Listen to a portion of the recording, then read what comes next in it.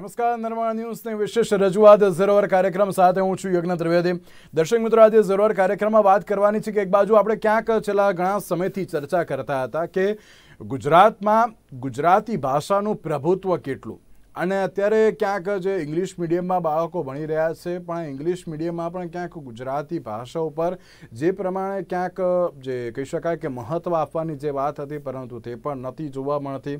બીજી બાજુ ક્યાંક જે કહી શકાય કે અલગ અલગ જે સંગઠનો દ્વારા પણ જે તેમના સંસ્થામાં અત્યારે ગુજરાતી ભાષાના પ્રભુત્વને લઈને ક્યાંક ચર્ચા કરવામાં આવતી હતી, પણ ક્યાંક ગુજરાતી ભાષાના પ્રભુત્વને લઈને ત્યાં ચર્ચાઓ ન જોવા મળી।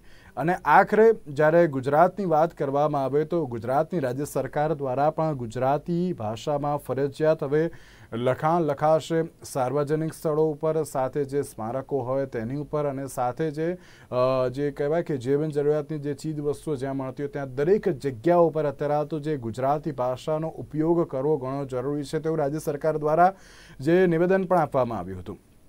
આખરે ગુજરાત હાઈકોર્ટમાં જે શાળાઓમાં જે ગુજરાતી ફરજિયાત ઉપર જે અત્યારે સુનાવણી હાથ ધરવામાં આવી હતી અને સાથે ક્યાંક એમ પણ કહેવામાં આવ્યું હતું કે ના, ગુજરાતી અત્યારે તો તમામ જગ્યાએ જે જરૂરી હોવું એ અત્યારે તો ઘણું જરૂરી જે જોવા મળી રહ્યું છે। અને સાથે જ્યારે કહી શકાય કે અલગ અલગ જગ્યાએ જે હવે દરેક બોર્ડમાં અત્યારે તો આ ગુજરાતી ફરજિયાત નિયમ લાગુ પડે તેના માટે પણ જે વાત કરવામાં આવી તેના તમામ પરિસ્થિતિને જોતા કે જે પ્રમાણે ગુજરાતી ઉપર જે અત્યારે સૌથી વધુ ધ્યાન આપવામાં આવી રહ્યું છે કેટલું યોગ્ય તે મુદ્દાને લઈને આપણે ચર્ચા વિચારણા કરીશું। આ ચર્ચા વિચારણા કરવા માટે અમારી સાથે જોડાઈ ગયા છે દીપેનભાઈ દવે કે જેઓ બાર કાઉન્સિલના જે મેમ્બર છે અને સાથે જે કાયદા નિષ્ણાત પણ છે, ઉમેશભાઈ જોશી આપણી સાથે જોડાયા છે કે જેઓ શિક્ષણવિદ છે, અને સાથે શૈશવભાઈ વોરા આપણી સાથે જોડાયા છે કે જેઓ બ્લોગર છે। જે આપ ત્રણનું સૌથી પહેલાં તો સ્વાગત છે।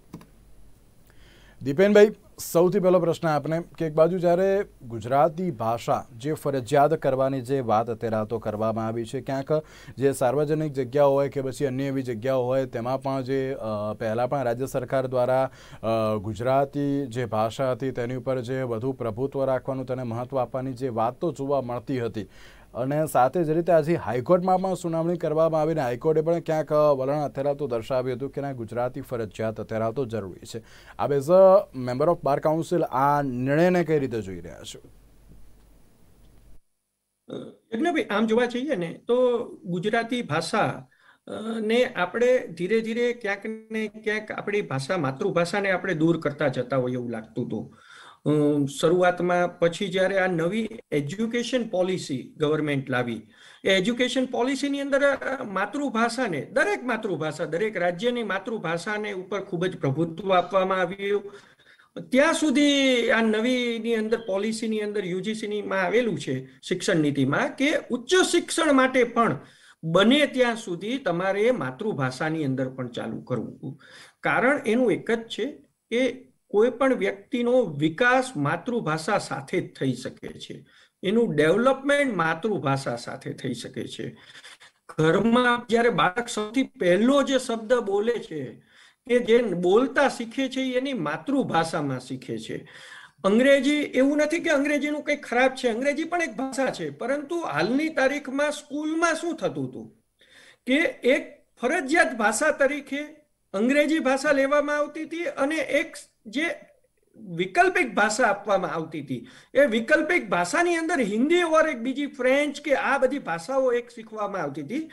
આ બાબતને હિસાબે જ્યારે ગુજરાતની અંદર રહીને જ્યારે ગુજરાતી ભાષાની પ્રત્યે જ્યારે સ્ટુડન્ટને જે ન આપવામાં આવે અને સ્કૂલની અંદર એક સિલેબસ જ એ રીતનો બનાવવામાં આવતો હોય, જ્યારે એકબીજાને કેવું કે 60 સ્ટુડન્ટ હોય ક્લાસમાં, એમાંથી 30-35 તો તમે ફ્રેન્ચ લે છે, કોઈ હિન્દી લે છે, ગુજરાતી લેવાવાળો વર્ગ ઓછો, એટલે ગુજરાતી લેવાવાળા છોકરા પણ પોતે નાના પણ અનુભવતા હતા કે હું નાનો દેખાઈશ, હું ગુજરાતી ભાષા લઈશ। તો આને હિસાબે ગુજરાતી ભાષા ન લેવાથી એમનું ડેવલપમેન્ટ ઓછું થતું હતું। આ વસ્તુને ધ્યાને રાખીને નામદાર હાઈકોર્ટે જે પણ સૂચનો કરેલા છે એ કરેલા છે। એટલે ગુજરાતી ભાષા ખૂબ જ મહત્વની ભાષા છે। બીજી ભાષાનું જ્ઞાન હોવું એ કંઈ ખોટી વાત નથી, કોઈ લેંગ્વેજ ક્યાંય બેરિયર ન હોઈ શકે છે, બધી જ ભાષાનું તમને, પરંતુ માતૃભાષાથી વિશેષ કોઈ જ ભાષા ન હોઈ શકે। બિલકુલ બિલકુલ સાચી વાત છે. અત્યારે તો માતૃભાષા ઉપર જે અત્યારે પ્રભુત્વ રાખવું પણ અત્યંત જરૂરી જોવા મળતું હોય છે. તમે કોઈ પણ અત્યારે તો લેંગ્વેજ શીખી જાઓ. અત્યારના સમયમાં જ્યારે બાળકોની વાત કરીએ, બાળકો પણ જ્યારે સ્કૂલમાં જતા હોય છે તો ત્યારે પોતાની માતૃભાષા ઇંગ્લિશ હોય કે પછી જે કહી શકાય કે ક્યાંક હિન્દીનો તે લોકો વધુ પડતો ઉપયોગ કરતા હોય છે, પણ માતૃભાષા ક્યાંક તેમને નથી આવડતી એ પ્રમાણેની પણ પરિસ્થિતિ જોવા મળતી હોય છે. ઉમેશભાઈ, આપ શિક્ષણવિદ છો, શિક્ષણની સાથે જે સંકળાયેલા છો ને અત્યારે હાલની જે આ પરિસ્થિતિ જોવા મળી રહી છે, આપણે ગુજરાતી ભાષાને લઈને જ્યારે વાત કરી રહ્યા છે, જે અત્યારે ફરજિયાત કરવામાં આવી રહી છે, પ્રાથમિક શાળાઓની પણ તેમાં વાત કરવામાં આવી છે, અને સાથે તમામ બોર્ડને પણ ગુજરાતી ફરજિયાત નિયમ લાગુ પડે છે તેવી પણ વાત કરવામાં આવી છે. આપ તેને કઈ રીતે જોઈ રહ્યા છો? યજ્ઞભાઈ, ગુજરાતમાં છું ને ગુજરાતી એટલે ભાષા માટે તો લગાવ હોય છે. બીજું શિક્ષણની વાત છે તો મોટાભાગના બધા જ દેશોની અંદર વર્લ્ડમાં એક વાક્ય કોમન છે કે જ્ઞાનની શરૂઆત તો પાયાથી હોય ને માતૃભાષાથી જ હોય. તો પછી હું મારી માતૃભાષાને શું કામ ભૂલું? પરંતુ જ્યારે કાયદો આવે છે ને ત્યારે ડર લાગે છે. કારણ કે ભાષા અને માતૃભાષાના શિક્ષણમાં કાયદો ના હોવો જોઈએ. શિક્ષણનો વ્યાપ બહુ મોટો છે. તદુપરાંત કાયદો એ લિમિટેશન્સમાં આવી જાય છે. કાયદો શબ્દમાં બંધાયેલો છે, શિક્ષણ શબ્દોમાં બંધાયેલું નથી. ભાષા એ બહુ મહત્વની છે. ગુજરાતમાં ગુજરાતીને મહત્વ આપવા માટે જયારે કાયદો આવે ત્યારે ગુજરાતીઓએ વિચારવું જોઈએ, શિક્ષકોએ વિચારવું જોઈએ, બાળકોએ વિચારવું જોઈએ, મા બાપે વિચારવું જોઈએ કે જયારે ગુજરાતી થઈને ગુજરાતી ભાષા લેતા શંકા થતું હોય ત્યારે જયારે કોર્ટ ક્યારે સજા કરે છે, કોર્ટમાં ક્યારે કાયદો જાય છે કે આટલા બધા પછાત થઈ ગયા, વૈચારિક પછાત થઈ ગયા, વિચારોથી પછાત થયા, સામાજિક રીતે પછાત થયા, માનસિક રીતે એવો ડર અનુભવ્યો કે ગુજરાતી આવડે એટલે મેં ખરાબ કહેવાઈએ. પરંતુ સપના માતૃભાષામાં જોવાના અને બહાર દેખાડો બીજી ભાષાનો કરવાનો. એટલે બાળક પર છે ને એક કરતા વધારે ભાષાનું દબાણ છે ને જે પૂરતો વિકાસ કરી શકતું નથી.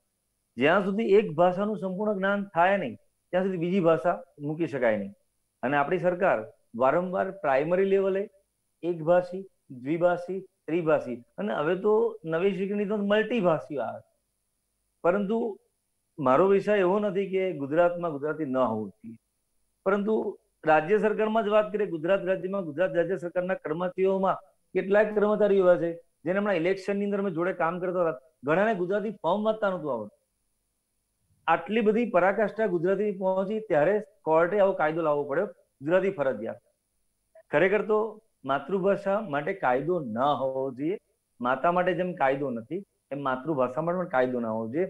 આ નાગરિકની જાગૃતતા હોવી જોઈએ, પબ્લિકની જાગૃતતા હોવી જોઈએ કે પહેલા મારી માતૃભાષા આવડશે પછી એ જ ભાષાનું બીજી ભાષામાં પુનરાવર્તન કરીશ અથવા રૂપાંતર કરીશ. પરંતુ આપણે રૂપાંતરને વધારે મહત્વ આપી રહ્યા. વિદેશને જેમ આપણી સાથે બ્લોગર છે સાહેબ, એ પણ જાણે છે કે ભાઈ મોટે ભાગે બ્લોગર ઇંગ્લિશમાં કરતા સારું લાગશે, ગુજરાતીમાં તો નાના અનુભવ છે. પરંતુ ગુજરાતની એવી ઘણી કવિતાઓ છે, નાનપણમાં આપણે બાળકોને ઇંગ્લિશ કવિતાઓ સમજાવીએ છીએ ત્યારે એવી ગુજરાતી કવિતાઓ, ગુજરાતી વાર્તાઓ એટલી બધી છે કે ના પૂછવાની વાત. પણ આપણે ત્યાંથી જ અડગા રાખીએ છીએ. એટલે કદાચ કોર્ટ ત્યારે જ આવે છે ત્યારે સમાજમાં બહુ મોટી બધી વધાર થઈ ગઈ. જયારે માતૃભાષા અને માતૃ શિક્ષણ વચ્ચે કોર્ટ આવે ત્યારે સમાજે વિચારવું જોઈએ કે આપણે ક્યાં જઈ રહ્યા છીએ. કે છેક કોર્ટે ડિસિઝન લઈને કહેવું પડ્યું કે ગુજરાતમાં રહો છો ને ગુજરાતી શીખો, કારણ કે વ્યવસાય અને નાના માણસો ગુજરાતીમાં સમજ. બિલકુલ બિલકુલ સાચી વાત છે. અને જ્યારે અત્યારે નામદાર હાઈકોર્ટ દ્વારા જે અત્યારે જે કહી શકાય કે સુનાવણી જે હાથ ધરવામાં આવી છે ને તેમના દ્વારા જે નિવેદન આપવામાં આવ્યું છે ચોક્કસ ઘણું મહત્વનું છે અત્યારના સમયમાં. શૈશવભાઈ, આપ આ જે સુનાવણી થઈ અને જે પ્રમાણે નામદાર હાઈકોર્ટ દ્વારા જે મહત્વનું જે કહી શકાય કે નિવેદન આપવામાં આવ્યું ને તેમના દ્વારા એમ પણ કહેવામાં આવ્યું કે ના ફરજિયાત આ નિયમ લાગુ થવો જરૂરી છે. આપ તેને કઈ રીતે જોઈ રહ્યા છો? ના, એટલે પહેલી વસ્તુ એ છે કે માતૃભાષા કોને કહેવાય? તો મારી માં જે ભાષામાં બોલતી હોય ને મારી માતૃભાષા. અને બીજી વસ્તુ એ છે કે હું એવું માનું કે મને સપનું જે ભાષામાં આવતું હોય ને એ મારી માતૃભાષા.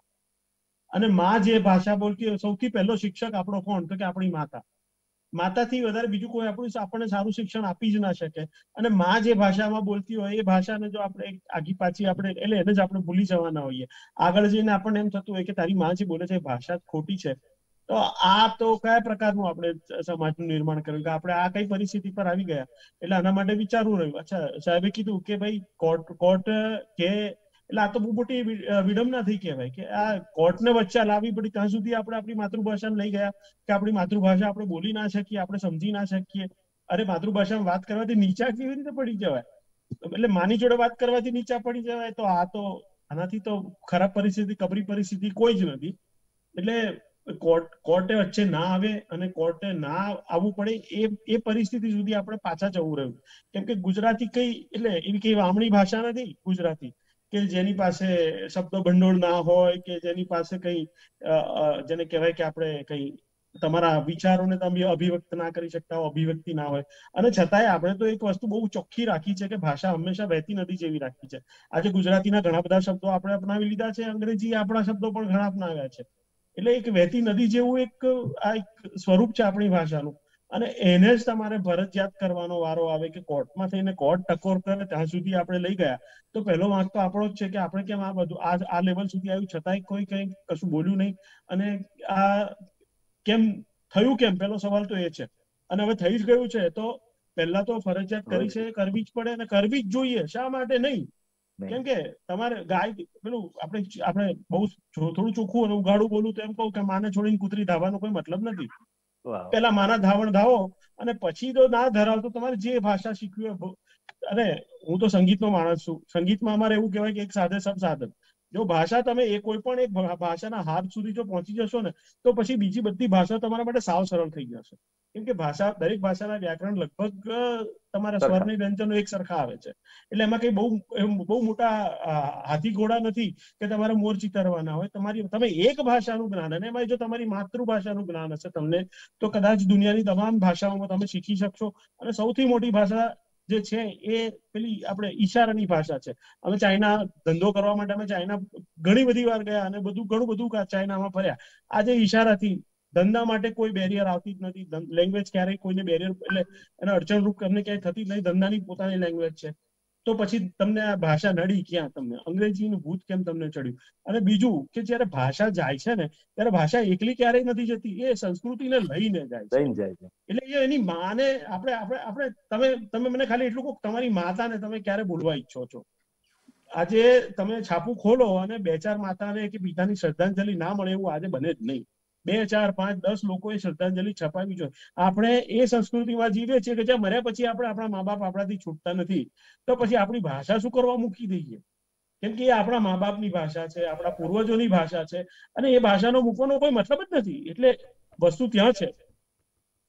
સાંભળી શકો છો મને? જી અવાજ આવી રહ્યો છે આપનો. દીપેનભાઈ, આપને એક વસ્તુ ત્યાં છે કે આપણે શા માટે આ બધું કઈ રીતે કોના ઇન્ફ્લુઅન્સમાં આવ્યા કે જે મારે અત્યારે ઇન્ફ્લુઅન્સ શબ્દ મારે વાપરવો પડે છે કે જેની બદલે હું કોઈ ગુજરાતી શબ્દ વાપરી શકું એની બદલે મારે અત્યારે ઇન્ફ્લુઅન્સ બોલવું પડે છે. તો આ પરિસ્થિતિ ઉપર કેમ આવે એના વિશેનું પહેલા મંથન કરી અને ફરી પાછા આપણે ગુજરાતી તરફ વળી જઈએ તો એ બહુ રૂડું છે. અને બિલકુલ સાચી વાત છે. સુગંધ ભેળવવાની બાકી છે. જી દીપેનભાઈ, જે રીતે બાર કાઉન્સિલની વાત કરવામાં તો તેમના દ્વારા પણ જે રીતે રજૂઆત કરવામાં આવી હતી ગુજરાતી ભાષા ફરજિયાતને લઈને, અને જે પ્રમાણે આ નામદાર હાઈકોર્ટ દ્વારા જે બહુ મહત્વનો આ જે નિર્ણય અત્યારે તો જે લેવામાં આવ્યો છે, જે ચોક્કસ એમ કહી શકાય કે આ જે નિર્ણય છે ઘણો અસરકારક સાબિત થશે અત્યારના સમયમાં. 100%ની વાત છે. અમે પણ બાર કાઉન્સિલ પણ ઘણા સમયથી અત્યારે એક રજૂઆત કરી રહ્યું છે કે મેક્સિમમ લિટિગન્ટ છે, જે પક્ષકારો છે, એ બધા ગુજરાતી જાણે છે. તો માણસને પોતાનો ન્યાય મેળવવાનો અધિકાર એ જે ભાષામાં સમજે છે એમાં આપો ને. એને જે માણસ સમજી જ ન શકે કે આ જજમેન્ટ આવ્યું કે આ ઓર્ડર આવ્યો કે જજ સાહેબે શું ટિપ્પણી કરી, કે મારા વકીલ સાહેબે શું દલીલો કરી, કે સામેના વકીલ સાહેબે મારામાં શું મારા વિરુદ્ધનું કીધું, એને ખબર જ ન પડે વ્યક્તિને.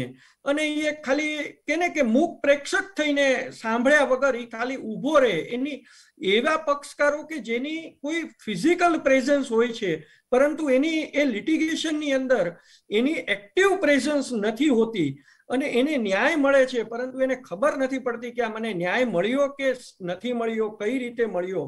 ત્યારે આવી એક વિટંબણામાં આવીને ઊભો રહી જતો હોય છે. ત્યારે અમે રાજ્યપાલને પણ, કેમ કે રાજ્યપાલના પાવરની અંદર છે કે કોર્ટની અંદર કઈ ભાષાની અંદર કેસ ચલાવવા. અમે એવું નથી કહેતા કે અંગ્રેજીમાં ન ચાલે, અમે એવું કહીએ છીએ કે સાથે ગુજરાતીમાં પણ ચાલે. કોઈ એવા પણ વકીલો હશે કે કોઈ એવા પણ પક્ષકારો હશે કે એને નથી આવડતું અંગ્રેજી, એને નથી એટલું સમજણ પડતી, તો ત્યાં ગુજરાતી ભાષાની અંદર ચાલે. એવું જ અમારું એક સજેશન છે.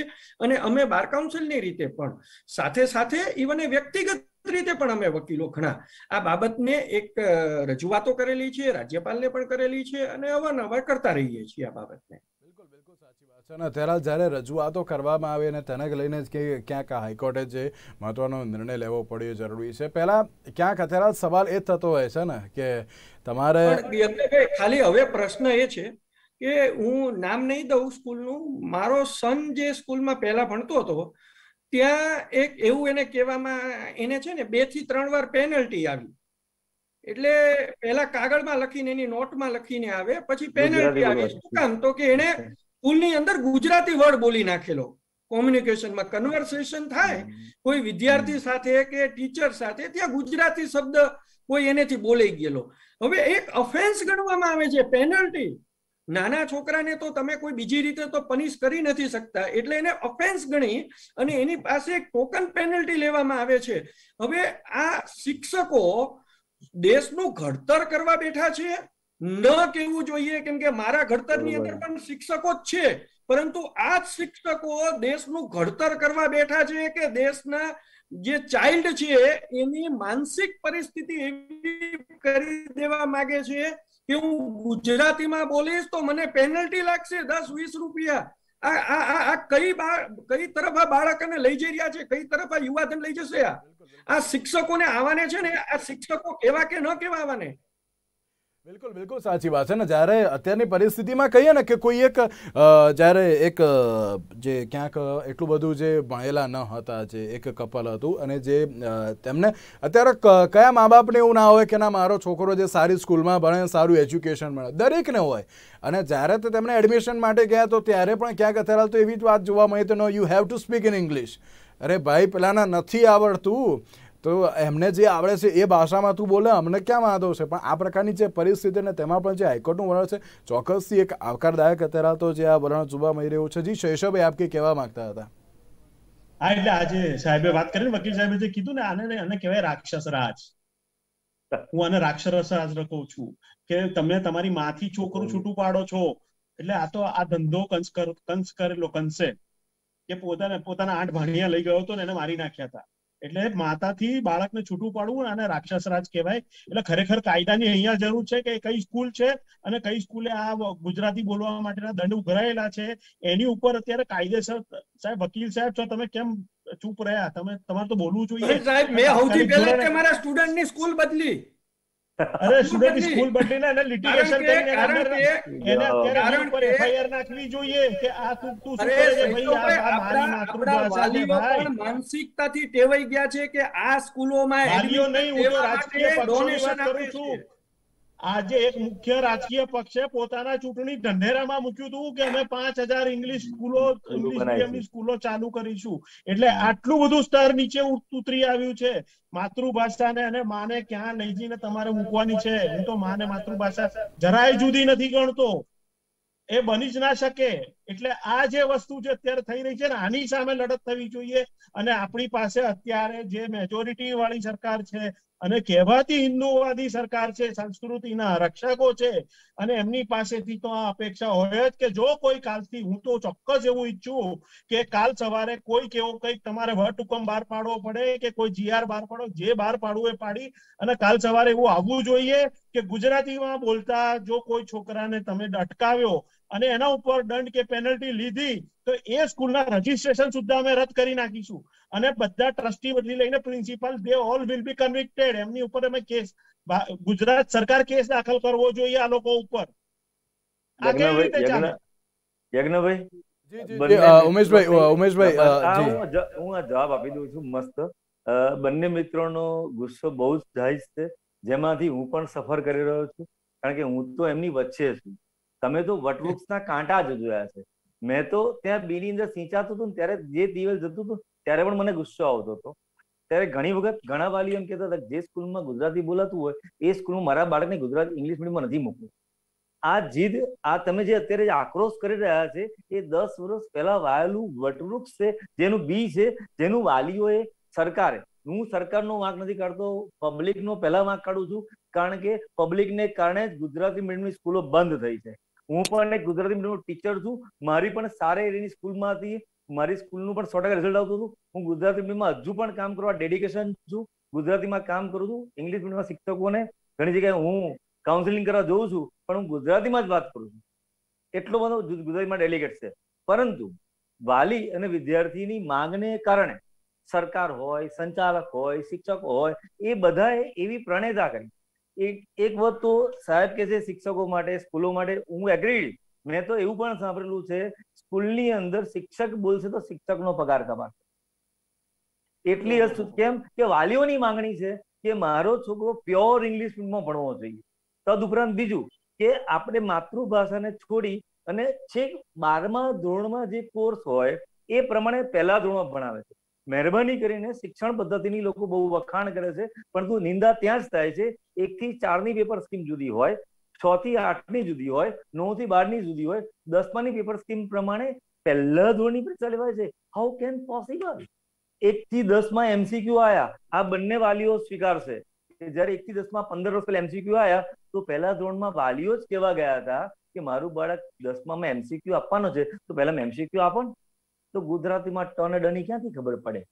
ગુજરાતી લખે કે ગુજરાતી લખે ખબર ના પડે, પટેલ લખે કે પટેલ લખે ખબર ના પડે, પછી કે પછી ખબર ના પડે. ઉમેશભાઈ, સાથે મારો સવાલ આપને એ પણ કે અત્યારે જે ગુજરાતી ભાષાની જે ફરજિયાતની વાત કરી છે, બાળકના સર્વાંગી વિકાસ માટે આ કેટલો મહત્વનો નિર્ણય કહેવાય? નિર્ણય તો બહુ જ મહત્વનો છે, પરંતુ શરત એ છે કે બંને તરફની એપ્લિકેશન જરૂરી છે. તાળી બે હાથે જ વાગશે, એક હાથે ક્યારેય વાગશે નહીં. એટલી સરકાર નહીં કરી શકે, એટલા શિક્ષકો નહીં કરી શકે, વાલીઓ પણ એટલો સપોર્ટ જોઈએ. સ્કૂલની અંદર ગુજરાતીની નોટ છોકરાઓ નથી બનાવતા. છેલ્લા 10 વર્ષથી મને બતાડો કોઈ સ્કૂલની અંદર મને શું થવું ગમે, મને શું પસંદ છે, જો હું વડાપ્રધાન હોઉં તો, જો હું પોલીસ હોઉં તો, આવું કઈ નિબંધ લખવા મને બતાડો. કોઈ વાલીએ કોઈ જગ્યાએ ચર્ચા કરી બતાડો. ઇંગ્લિશ સ્પીકિંગની વાતો કરે છે, પણ ગુજરાતી ભાષાના શબ્દો અને મરોડ, ટ છે, ડ છે, મરોડ છે, એ લખતા કયા વાલીએ પ્રાઇમરીમાં ટાઈમ આપ્યો? કયા શિક્ષકે ટાઈમ આપ્યો? જે શિક્ષકે ટાઈમ આપ્યો ને એમ કે આ તો દેશી છે. હજુ પણ કેટલીક હું શાસ્ત્રોક્ત વાતો કરું છું ને તો મને સ્કૂલમાં એમ કે છે, ઘણા લોકો એવું કે છે કે આ સંસ્કૃતનું ભૂત લઈને ફરસ. આવું તો આ જમાનામાં હોતું હશે, પણ હું મારી ટેવ પકડી રાખું છું. કેમ કે જેને ન ફાવતું દૂર જાય, પરંતુ કદાચ આજના કાયદાથી મને રસ છે. મને બહુ એટલા માટે ગમ્યું છે કારણ કે હું જો ઈચ્છું છું એ કદાચ આવી રહ્યું છે, ને કદાચ હું રિટાયર થઈશ ને તો પણ મારો શિક્ષક જીવ પબ્લિક વચ્ચે વિદ્યાર્થીઓ ચાલુ છે. પ્રશ્ન આપણે કે એક બાજુ પહેલા રાજ્ય સરકારે પણ ક્યાંક મહત્વનો નિર્ણય લીધો હતો કે ના જે પણ સ્થાનિક સ્મારકો છે ને તમામ જગ્યાએ ગુજરાતી ભાષાનો ઉપયોગ બહુ જ જરૂરી છે. ક્યાંક લોકો જાગૃત એટલા બધા ન થયા અને એટલા માટે અત્યારે તો હાઈકોર્ટે જે આ મહત્વનો ક્યાંક નિર્ણય આપવો પડ્યો ને, કારણ કે જાગૃતતા જોવા મળતી જ નથી. અરે જાગૃતતા જોવાની ક્યાં વાત કરો છો તમે? આ પહેલું જે શરૂ કરતું ને ત્યારે મારે આ વસ્તુ કહેવી હતી કે ગુજરાતી ભાષામાં તો હોવા જોઈએ, પણ સાચી ગુજરાતી ભાષામાં હોવા જોઈએ. ઠ અને ટ નો ખબર હોવો જોઈએ, ઢ અને ઠ ની ખબર હોવી જોઈએ, ટ અને ડ ની ખબર હોવી જોઈએ, અને અણ અને ન વચ્ચેની ખબર હોવી જોઈએ. અત્યારે તમે મગજ ફાટી જાય ને એવું ગુજરાતીમાં અત્યારે હોર્ડિંગ્સ લાગેલા હોય છે. કઈ રીતે કયું ગૂગલ ટ્રાન્સલેશન વાપરી અને આ લોકો શું કરી રહ્યા છે ગુજરાતી ભાષાની, તો જેને કહેવાય ને કે હવે આ ઇંગ્લિશ જ બોલવું પડે, બેન્ડ વગાડી દીધી છે તમે લોકોએ, કશું બાકી જ નથી રાખતા. અને છેલ્લે જે બાકી રહ્યું છે ને એ આ ભાષાંતર જે તમે ગૂગલ માંથી ડાયરેક્ટ કરે છે. અરે યાર, તમને 5 માણસ એવા નથી મળતા કે જે તમારું એક વાક્ય સરખું તમારું હોલ્ડ પર રાખવામાં આવી રહ્યું છે. નોન સેન્સ વસ્તુ છે. મારે અત્યારે ગુજરાતીમાં ગાળ નથી દઈ શકાતી, કેમ કે ગાળ બી એવી વસ્તુ છે કે જે માતૃભાષામાં દેવી ગમે તમને. સારામાં સારી ગાળ તમે માતૃભાષામાં જ આપી શકો. એટલે તમારું કોલ કે તમારો કોલ છે. બિલકુલ બિલકુલ સાચી વાત છે. અત્યારની જે આ પરિસ્થિતિ જોવા મળી રહી છે, ચોક્કસ એક મહત્વનો જે નામદાર હાઈકોર્ટ દ્વારા જે આ નિર્ણય તો આપવામાં આવ્યો છે, અને આ સાથે હવે જોવાનું એ રહ્યું કે હવે આગામી સમયમાં હવે કેવી રીતના જે મહત્વની જે પરિસ્થિતિ પણ જોવા મળશે. ક્યાંક અત્યારે સવાલ થતો હોય છે કે જાગૃતતા તો અત્યારે ન જોવા મળે, એટલા માટે જ ક્યાંક નામદાર હાઈકોર્ટ દ્વારા જે આ વિડીયો ઝડપવામાં આવ્યો, ચોક્કસ એક મહત્વનો નિર્ણય પણ અત્યારે તો લેવામાં આવ્યો છે. હવે જોવાનું એ રહ્યું કે હવે કેવા પ્રકારની પરિસ્થિતિ સર્જાશે ગુજરાતી ભાષાને લઈને. અને સાથે જ રીતે શૈશવભાઈ દ્વારા પણ કહેવામાં કે ગુજરાતી ભાષાનો તો અત્યારે ઉપયોગની તો વાત કરવામાં આવી છે, પણ અત્યારે તો તમામ લોકોએ ગુજરાતી ભાષા શું છે એ પણ સમજવું અત્યંત જરૂરી છે. તેની સાથે જ ઉમેશભાઈ, દીપેનભાઈ અને શૈશવભાઈ, આપ ત્રણનો આભાર અમારી સાથે ચર્ચા વિચારણામાં જોડાવા માટે. તો દર્શક મિત્રો, આજની આ વિશેષ રજૂઆતમાં બસ રજા આપશો. નમસ્કાર.